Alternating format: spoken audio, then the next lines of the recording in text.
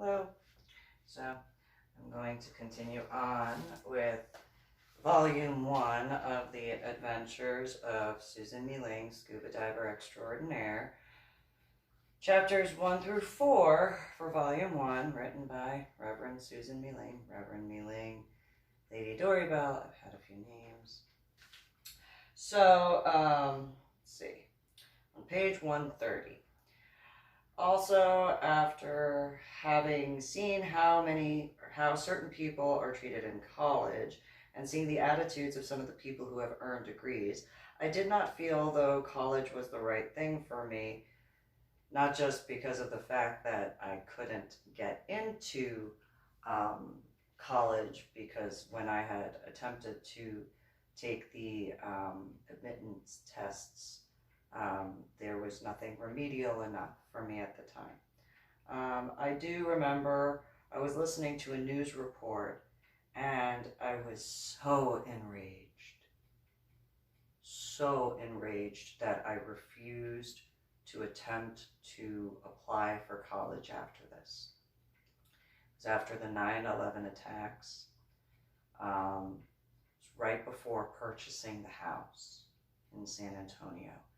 And there was a former Navy soldier or seaman who had spoken with the news because he had earned the Navy Cross, and some of the college students were attacking him and said, if you agree with, pregnant, and they were being rude, and if you agree with that, why don't you just go into, and it was like, the guy, I do admit I had to laugh because he had told the news, well, I earned the Navy Cross, so, I guess technically.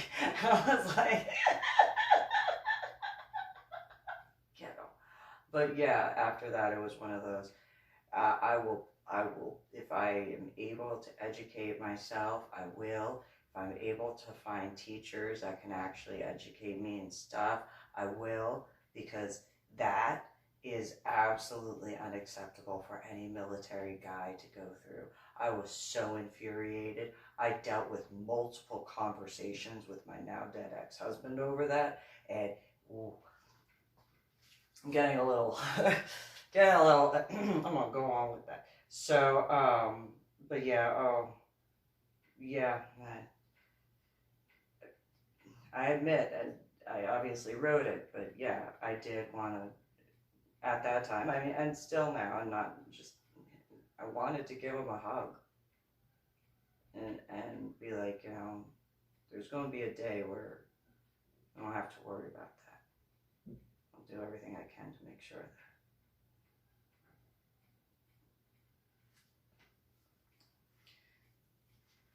A few other things, but yeah.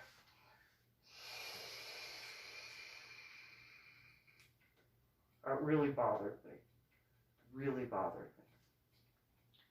By that time, I was pregnant with my daughter. I was about to deliver her, and it was just one of those, no, that just, to this day, it doesn't matter that was back in 2002. I was so infuriated this time. But, it was Songbird Apartments right before moving into the house. So yeah, I was infuriated. As you can tell, I'm still a little. Anyway, so though I was able to have assistance through scuba diving instruction, and those who have gone through such also rely upon computer-assisted help for the scuba diving, I doubt anybody had thought about the levels of which the requirements for the mathematics would be of the level of importance in open water scuba diving because of the aspects of pressure from the compression. Most would know of their own personal limitations. Meaning, and in that, let me clarify, obviously there is the understanding for those who have gone through scuba diving training and those who are in naval sort of aspects, that there is 33 feet per 1 ATM. And so, though I think it's actually 33 yards per 1 ATM. And so, whatchamacallit, which there's that mathematical issue for those in the United States of America when going overseas and stuff like that, and the metric system aspect, but in regards to that clarification, I doubt that most who got into scuba diving for a recreational purpose, because I didn't get into scuba diving for recreation. I knew that it would be fun. I knew that I would enjoy myself. I knew that I could have recreation in that. But my purpose for getting into scuba diving was to assist my headaches. So it was actually a medical aspect. And so, yes, with the reduced amount of pain, there would be the ability to have fun. But it really was, for me, similar to MJ, the aspects of for what was best for my health, while at the same time of making sure that, you know, my children, you know, my son and my daughter had known when I was doing it that I had done what I could to make sure that not only was I doing everything I could to keep myself safe, but that I could ascend safely every time to make sure that they were okay and take care of what they needed as best as I could. So while, of course, that is taught to open water scuba divers and naval, Coast Guard, Marines and stuff in certain regards, then there's the aspects of the fact that I was going into a recreational technicality, but for myself it was not. And so I pretty much, when writing this, as well as back when I was actually scuba diving, I had wondered whether or not some of those individuals were actually taking scuba diving as serious as it actually needed to be. And while, yes, it is considered a self-contained underwater breathing apparatus, that is what SCUBA stands for. And you take responsibility for your own individual actions when you are out in, whether it's a lake, whether it's a spring, whether it's the ocean. You take responsibility for your actions. At the same time, you know, apparently you're supposed to have a scuba diving buddy. I had to be informed that. I didn't know that. But you know, when I got into scuba, it was for me. And you know, I mean, I knew that I never wanted to, and I wanted. So I never wanted to have an unsafe descent. I always wanted a safe descent. Same thing with ascent. I always wanted a safe ascent. And that also meant that anything that went on in that interim, whether it was the descent or the ascent, it had to be safe. And that included whoever I was scuba diving with. So, you know, while I dealt with some scuba divers, I was like, oh, Susan, you're doing another class. Yeah, because I don't want to be that scuba diver. I already have the medical stuff that I deal with. I don't want to be that diver. I don't want to be that person that completely ruins a dive. I don't want to be that person who causes problems for other scuba divers. I don't want to be that person that destroys a trip for somebody. I don't want to be that person. I want to be the person that you don't have to worry about on the trip. I want to be the person that if you need something, you know, okay, you know, you should have your own gear and stuff like that, but fine, you know, if you need, like, I'll have an extra, you know, in my toolkit, you know, here's an extra O-ring, here's an extra this, here's an extra screw to go put that together. That's fine. I'd rather be that person than the person that goes, I'd rather be that person that can, you know, okay, well, you know, yeah, stuff happens, oh, you forgot your kit, well, here's your, you know, whatever. So that way, you know, because then nobody can descend. And that ruins the trip. So, you know, just say I'm weird. I don't deny it. But once I had gotten the scuba diving clearance and stuff like that, I did. I very much took every class I took extremely seriously. Like there were some scuba instructors that actually were like, once the class is over, you're like, all bubble. And it's like, yeah, because it's class. Yeah, I understand I don't have to have the specialties, but I do. It's not a competition. It's for me to make sure I'm doing stuff right. Some of the scuba instructors, they didn't have children, or they did. Some of them didn't have spouses, or they did. And I was like, I have to, I cannot afford to be in the hospital. Not just financially aspects. I mean, I had military and all that sort of stuff, but I cannot because I have 2 children.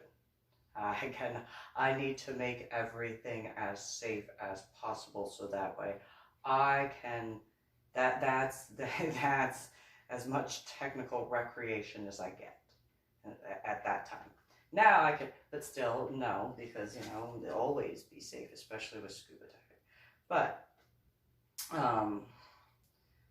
with the reality of SCUBA standing for self-contained underwater breathing apparatus, of which the aspects of being 100% self-reliant for one's survival is of absolute importance. Whereas in college studies, there are classes which people have to work with others. And yes, in scuba diving, you do. But for the further progression of, and while scuba diving in the community taught me how to self-preserve in many ways, of which I wish I could attribute more through other words, there are also things which college courses could not teach me at all in comparison. And though seeing what I had seen through before my now dead ex-husband had ever shown me, or anyone else had met, like when he was alive and then after his death, like who had toted their college degrees and their stuff like that, I was like, yeah, hey, cool, you got a degree in basket weaving, but that doesn't do scuba diving stuff. So, I mean, hey, cool, you got a degree in that. But why are you holding your degree above me when you make baskets? I mean, ain't nothing wrong with making baskets, but just saying.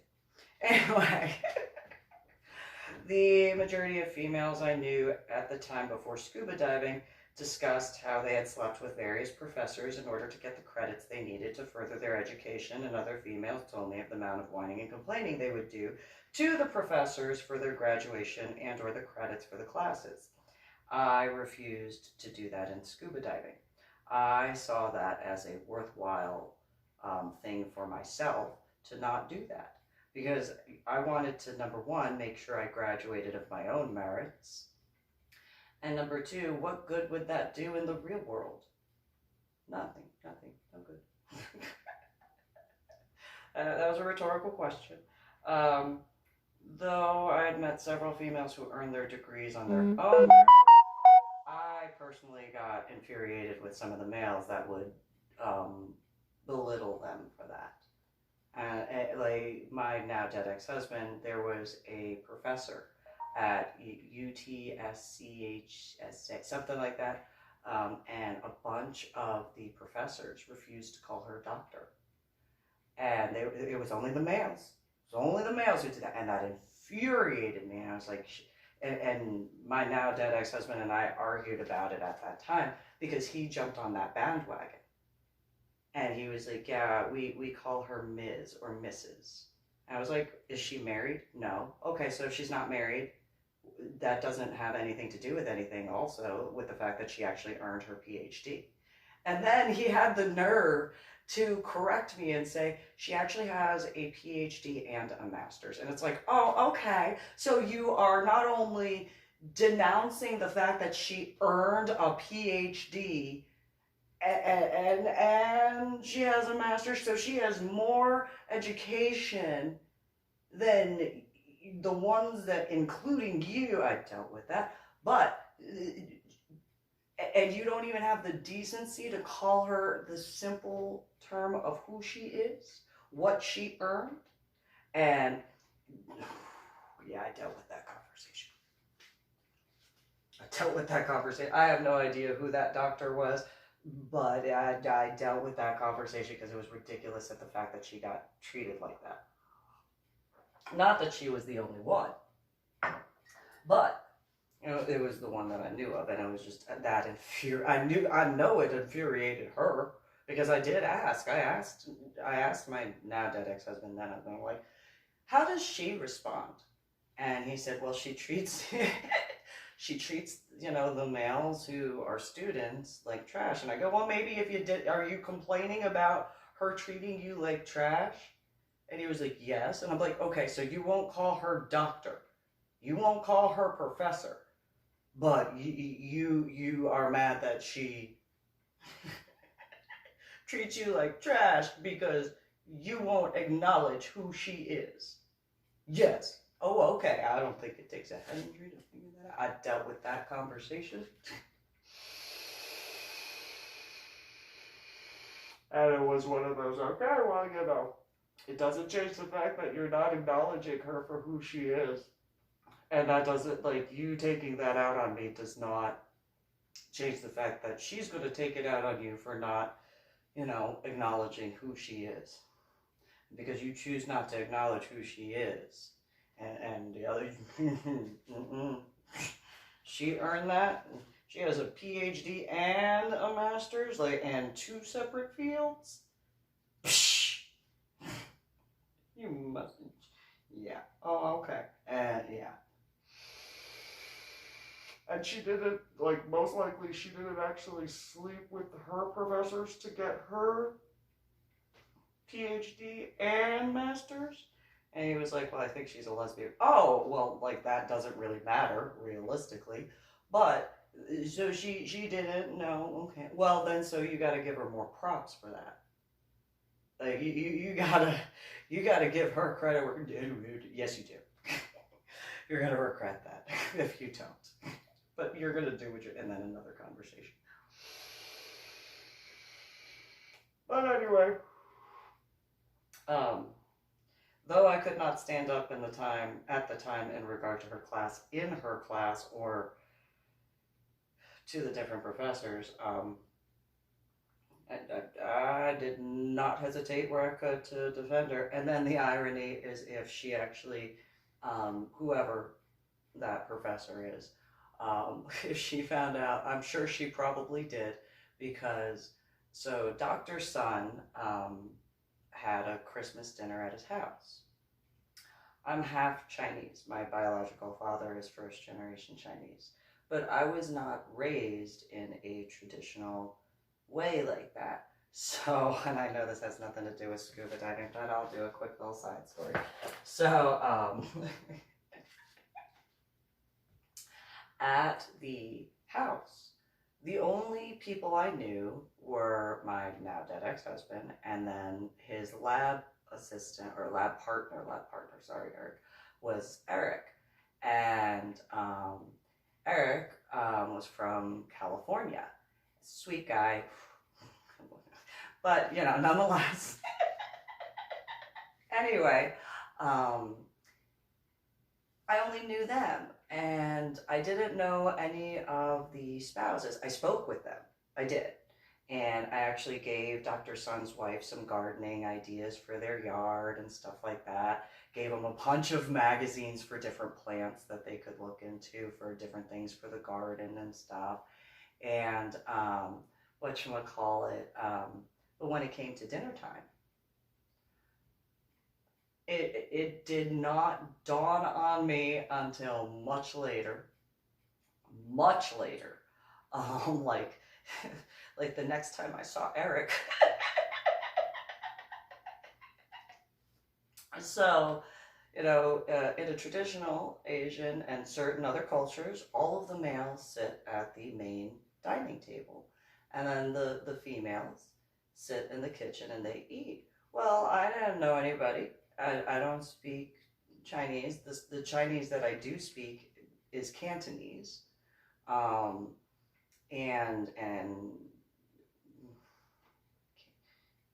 they spoke Mandarin, and it wasn't to be rude or anything like that. So, everybody fixes their plate, and I sit down. with Eric right in front of me, and then now dead ex-husband, and then husband next to me. And there was enough seats. There were no males who sat in the kitchen, but I sit down and I see a bunch of the females in the kitchen just, and I'm just sitting there like, yeah, like what?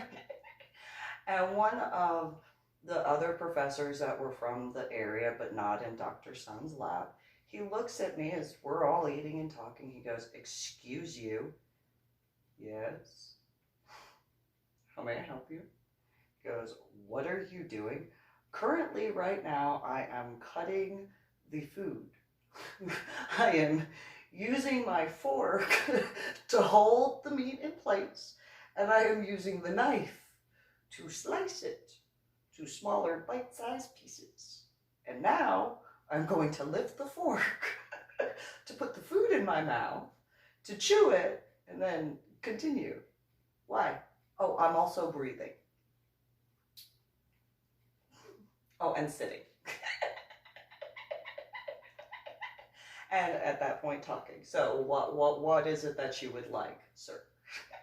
And he looks at me and goes, "You're supposed to be in the kitchen." Says who?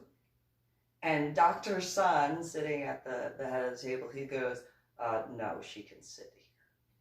And that doctor was like, "Why?"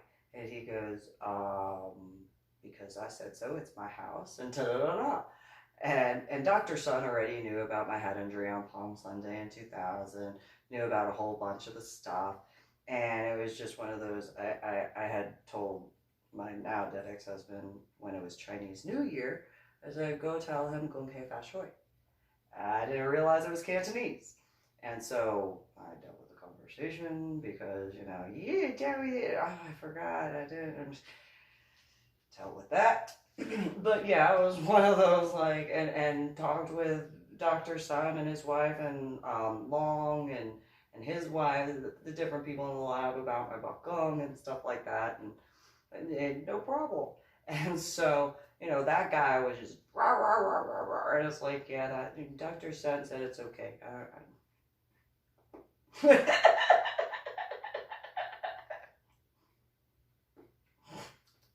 And so, but then later on, before I get back to this, that particular guy started asking my now dead ex-husband then, military stuff, and I was like, "What are you doing?" And he was talking like serious military stuff. I'm not talking about stuff that is published. I am not talking about stuff that is known. I'm not talking about stuff I'm talking like actual stuff. And I look at it, I dealt with that conversation. I don't care that I dealt with that conversation. I do not care that I dealt with that conversation. And it was not at that time, not now. And it was just one of those, what do you do? I think you need to shut your face. And at that point, everyone at the dining table looked at me and it was like, you don't need to discuss that. Watch it. And now Eric was very, very pale skinned to begin with. He almost became translucent because he was just like, ooh. And he was taller than me, so he's just like, you can't see me, but I can. You can't see me.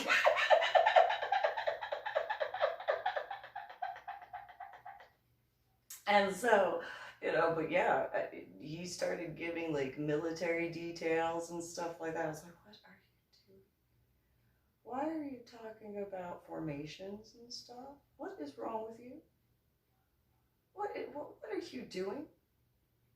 And so I dealt with that, and I don't care that I dealt with that. I dealt with those conversations, and it was multiple conversations, and I dealt with it.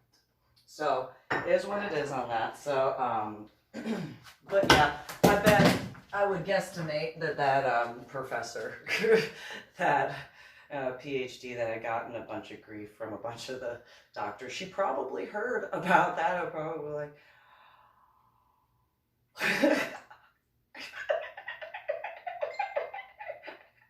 because yeah, I did. I defended her. I could have met her. I could have not. I don't know, but I still defended her. Anyway, so oh yeah, and the best way that I can give a response to pre-head injury time of like the level of thoughts and stuff like that. So there was a first time I got to dye my hair. It was after I turned 13, and I was reading an article in a YM Young and Modern magazine. It was about I don't want to say it's Jackie Joyner. I think it's somebody else. I can't remember her name, but she had discussed what she had gone through before she was able to get to the United States of America. She went through a procedure of female circumcision, and I couldn't help but reread and reread and read. Like I just kept the egg timer went off. I didn't hear it because I just kept rereading it over and over again. My biological parents got back to the house. What are you doing? Like, we left 3 hours ago. What? Go wash your hair. The hair dye is still in there. It was nice and easy hair dye for like auburn color. Got my hair as red as I wanted it, but they were pissed. But I could not. I still remember that was pre-head injury. That was when I was still living in New Jersey. I remember rereading that article over and over and over again. It's like, no, never again, never again, never, no, no, no, no, no, no, no, no, no, no, no, no, no, no, just no. And I had people who made fun of me for that. And I'm talking about in New Jersey, I'm talking about in Illinois, and in the state of Texas. I was like, no.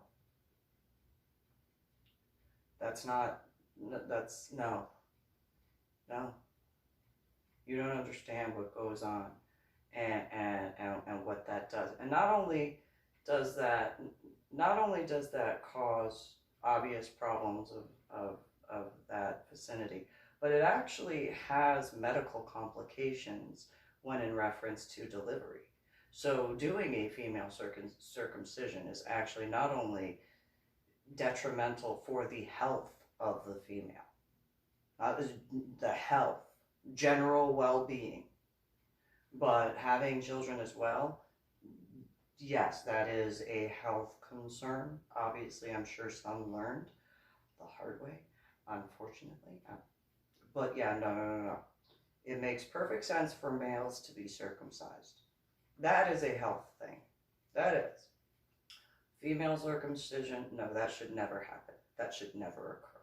There is no reason for it. It is not for health. It is not for even aesthetics. No, not at all. And I know that I'm doing this video and it goes on the internet and is not to be rude to other countries and their customs. However, it is not healthy to do that at all. It is not healthy for female circumcision at all.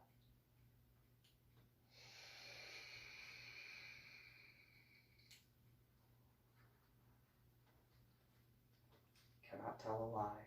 It is not because I am a female that I am saying that. It is because it is a genuine health concern.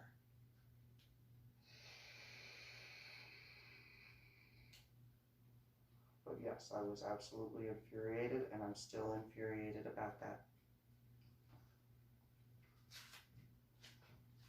And there were people that didn't believe me of how other countries treat certain things, and I'm sure that unfortunately they have had to learn in certain regards. And it is not an offense towards those countries. I understand each has their own customs, but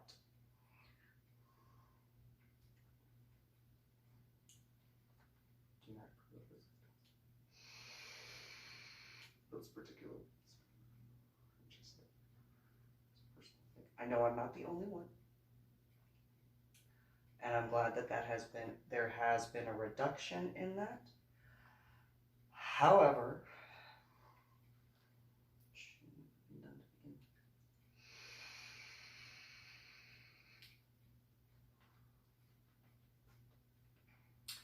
going back to scuba diving, while I guesstimate could have been possibly involved with a few of the instructors.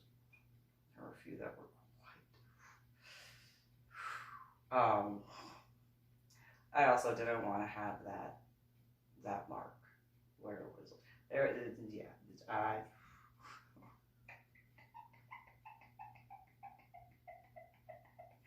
massively huge crush on one particular instructor, but because he was my instructor, I just couldn't. Nope, could not allow myself to do that because I just couldn't do it. I mean, I could, but I couldn't. And so personal morals and ethics. Now, technically, but anyway,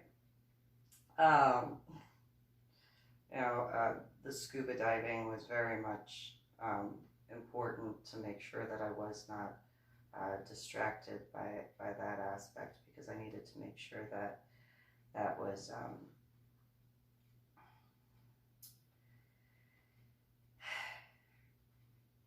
properly learned. As far as the scuba diving, I needed to make sure I knew what I was doing. So I'm going to end this particular video on page 134 before going on into that. And apparently the neighbors, as you heard them knock on the wall, probably don't like it. So